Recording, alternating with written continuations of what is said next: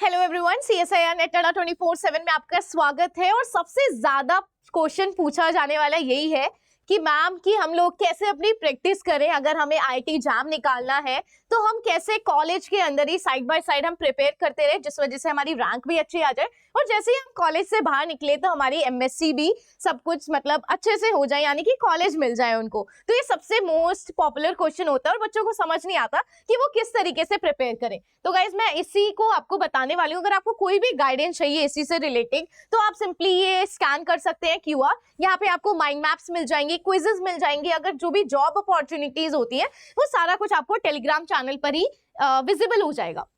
चलिए अब हम बात करते हैं ये आईटी एग्जाम है क्या। तो आईटी एग्जाम एक्चुअली एक नेशनल लेवल एंट्रेंस एग्जाम होता है जो आप सिंपली एमएससी के लिए भी कर सकते हैं या फिर एमएससी डुअल डिग्री यानी कि एमएससी और इंटीग्रेटेड पीएचडी भी आप सिंपली कर सकते हैं। तो इसमें क्या क्या सिलेबस देखने को मिलता है गाइस। तो आप बायोलॉजी कितने समय से पढ़ते हुए आ रहे हैं, यहाँ पे जो सिलेबस है वो बायोलॉजी भी होता है और साथ ही साथ पीसीएम भी देखने को मिलता है, यानी कि फिजिक्स केमिस्ट्री मैथ्स। तो बायोलॉजी आपका ऑलमोस्ट 40% होता है, केमिस्ट्री 20% और बाकी का जो आपका पोर्शन होता है गाइस वहां से मैथ्स और फिजिक्स के बारे में पूछा जाता है, यानी कि 10 से 15% का जो वेटेज है वो ये रखता है। यानी कि अगर आपको एग्जाम टेस्ट को निकालना है तो आपको जनरल एप्टीट्यूड भी सॉल्व करना पड़ेगा थोड़ा बहुत और साथ ही साथ आपको बायोलॉजी, फिजिक्स, केमिस्ट्री और जो मैथ्स है इसको भी साइड बाय साइड करना पड़ेगा। अब बात आती है कि आप अपने कॉलेज के साथ कॉलेज के समय के अंदर इसको कैसे मैनेज करके चले, बिकॉज आपका खुद का लैब वर्क भी होता है, बहुत सारे असाइनमेंट सबमिट करने होते हैं, इंटरनल्स होते हैं, एक्सटर्नल्स एग्जाम्स होते हैं। तो इतने सारे एग्जाम्स को कैसे वो करें, मतलब साइड में रख के इसकी भी प्रिपरेशन किस तरीके से करी जाए।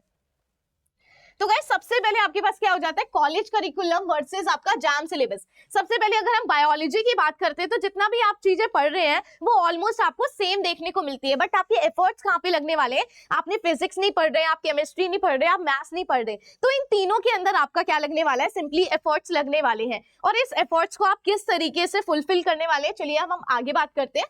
तो हमारे पास तीन अलग चीजें हैं, हमें चार चीजें पढ़नी है। एक बायोलॉजी पढ़नी है, एक फिजिक्स पढ़नी है, एक केमिस्ट्री पढ़नी है और साथ साथ हमें मैथ्स पढ़नी है। तो बायोलॉजी तो आप अपने स्कूल के साथ ही पढ़ते हुए चलते हुए आ रहे हैं, यानी कि आपको बायोलॉजी का थोड़ा बहुत कॉन्सेप्ट है, आपको पता है कि किस तरीके से आपको बायोकेमिस्ट्री पढ़नी है, सेल बायोलॉजी पढ़नी है, जेनेटिक्स पढ़नी है, क्या क्या चीजें पढ़ना है आप सभी को पता है। लेकिन बात कहाँ आती है कि आपको फिजिक्स के कैसे फोकस करेंगे, केमिस्ट्री पे कैसे फोकस करेंगे और साथ साथ मैथ्स पे किस तरीके से आप वर्क करने वाले हैं। तो गाइज आपको थोड़ा बहुत स्मार्ट बनना पड़ेगा, आपको टूल्स यूज करनी पड़ेंगी। आजकल आपको पता है कि एआई आ गया है, तो सिंपली एआई की मदद से आप सिंपली जो भी टॉपिक्स है उनके फ्लैश कार्ड जनरेट करके पढ़ सकते हैं। आप सिर्फ टॉपिक का नाम डालिए, उससे मल्टीपल क्विजेस आ जाती हैं आपके पास। और इवन मोस्ट इंपॉर्टेंट, आपको अपने आप को ना सेल्फ ट्रैकिंग करनी होती है। तो आप किस तरीके से अपने आप को ट्रैक कर सकते हैं, तो इन सभी के लिए मैंने टूल्स लिख दिए। जैसे एंकी आपके लिए फ्लैश कार्ड्स के लिए हो जाता है, जो नोशन होता है वो आप खुद के लिए ट्रैक कर सकते हैं। एक्चुअली आपने इतने पढ़ाई करने के बाद एक्चुअली आप लाई कहाँ पे कर रहे हैं, किस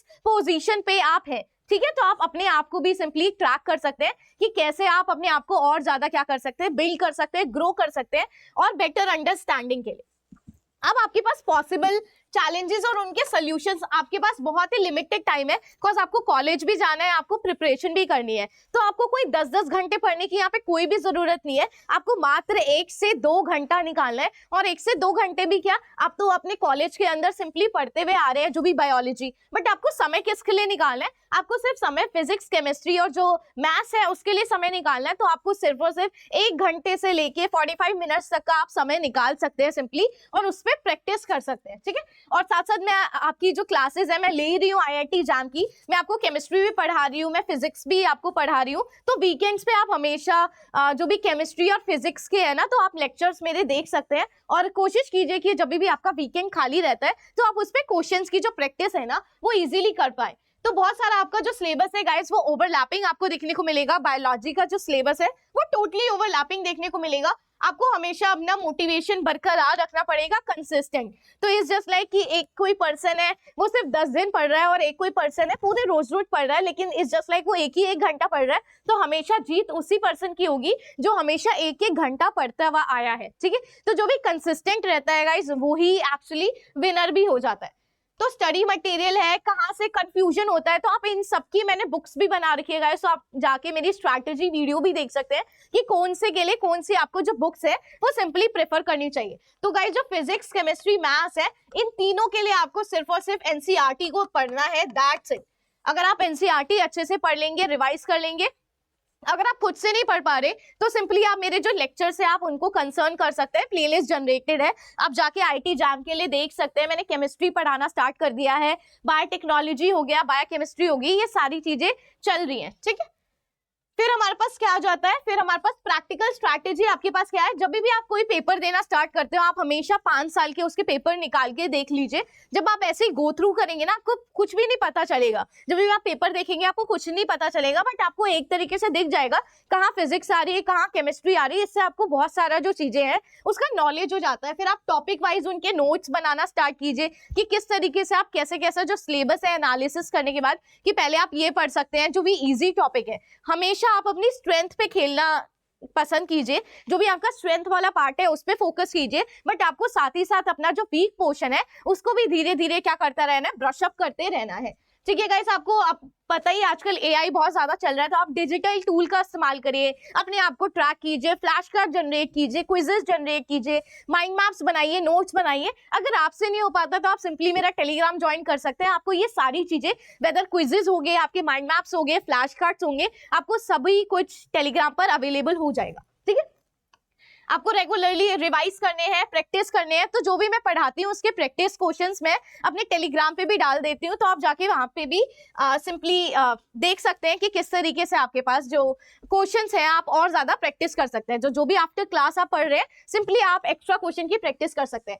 तो क्या ये पॉसिबल है कॉलेज के साथ? ये पूरी तरीके से पॉसिबल है गाइस। तो आपको कोई घंटे नहीं देने, जस्ट लाइक 1 से 2 घंटा मात्र देना है, और आपको कंसिस्टेंसी बना के रखनी है, ठीक है। और आपको किस पे फोकस करना है गाइस, जो रैंक, जिनकी भी रैंक बनेगी वो सिर्फ और सिर्फ अगर आपने फिजिक्स, केमिस्ट्री और जो मैथ्स, इन तीनों चीजों पे आपने फोकस कर रखा है तो आपकी रैंक जो है वो पूरी तेजी से अपलिफ्ट होगी, और अंडर 50 आप अपनी रैंक को देख सकते हैं, ठीक है। तो आपको हमेशा 2 घंटे, 1 से 2 घंटे आपको निकालने, कोई 10-10 घंटे पढ़ने की कोई जरूरत नहीं है। और आपकी मर्जी है गाइस, आपको किस तरीके से पढ़ना, आपको इवनिंग का पार्ट चाहिए, मॉर्निंग पार्ट चाहिए, आप नाइट में अच्छे से पढ़ सकते हैं, it's totally depend on you. ऐसा कभी भी नहीं होता कि आपको मॉर्निंग में ही पढ़ाई करनी है, इवनिंग में ही पढ़ाई करनी है। तो जब भी आपको लगता है कि हाँ भैया मुझे पढ़ना चाहिए, और आप फोकसली पढ़ सकते हैं, आप तभी जब भी मन आए तो आप सिंपली पढ़ सकते हैं, ठीक है।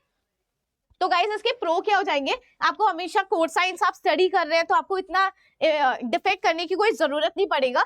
फिर आप जो भी जैम के टॉपिक्स है आप साइड बाय साइड रिवाइज करवा सकते हैं। जो आपके कॉलेज में चल रहा है वही आपका जैम का भी सिलेबस है, तो साथ साथ आप वो रिवाइज करते रहिए, और एक नया टॉपिक आप नॉर्मली रीड करते रहिए, दैट्स इट। सब कुछ कहाँ पर आ जाता है, आपका टाइम मैनेजमेंट। सिर्फ आपको क्या करना है, टाइम मैनेज करना है। सबको पता है आपके इंटरनल, एक्सटर्नल, लैब वर्क्स, बहुत सारा काम रहता है, बट उसमें से भी गाइस 1 घंटा निकालना, it's not a big deal. आप 1 घंटा आराम से निकाल सकते हैं। ओके गाइस, तो अगास का जो बैच है वो सिंपली लॉन्च हो गया है, आप जाकर परचेज कर सकते हैं। इसके अंदर आपका जो भी मैथ्स का पोर्शन है, जो भी बच्चे गेट के लिए तैयारी कर रहे हैं, जो भी पीएसयू के लिए जाना चाहते हैं, पब्लिक सेक्टर अंडरटेकिंग के अंदर जॉब चाहते हैं, डीआरडीओ जैसे बार्क हो गया, आईओसीएल हो गया, इन सब के अंदर आपको जॉब चाहिए, तो जो भी आईआईटी जैम की तैयारी कर रहे हैं वो भी आप गेट बीटी की भी तैयारी कर सकते हैं। बिकॉज आप जैसे ही एलिजिबल हो जाते हैं, यानी कि जैसे ही आपकी ग्रेजुएशन हो जाती है आप सिंपली एलिजिबल हो जाते हैं, और इसका जो स्कोर कार्ड है वो 3 साल के लिए वैलिड रहता है, तो आप सिंपली ये बैच में भी इनरोल कर सकते हैं। So thank you so much.